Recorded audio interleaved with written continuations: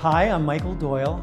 My own family conceived with IVF at the very beginning of IVF over 30 years ago. I have 3 adult children, including a set of twins. And what I'm even more excited to say is that I have 2 grandchildren, both born in the last 2 years, a little boy and a little girl.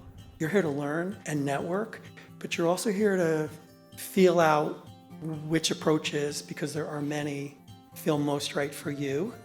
So nobody in this conference is going to try to tell you what to do or how to do it, but one of the things you'll see is from listening to people and trusting your gut, because at the end of the day, this is a really emotional, relationship-driven process, not the transactional kind of process that it's sometimes portrayed as, but there's so much heart and love and emotion and care that goes into this. My first involvement with men having babies came at the early part of my career, practicing reproductive endocrinology in Connecticut, when I began becoming approached by a range of patients who required surrogacy services, and led me to a journey to discover the surrogacy community and the providers, donors, and surrogates. The biggest challenge you face is what's the approach that when you're 5 and 10 and 20 years down the road, talking to your family, talking to your children, sharing your journey, what's the approach and how did you find the approach that is most right for the fabric of the family that you're looking to build?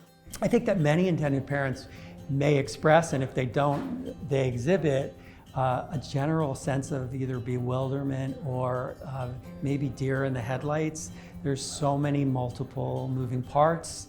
Where do you begin? How do I know what to do first, and how do I know what to do next? And so what we try to just do is encourage a little bit of exhale.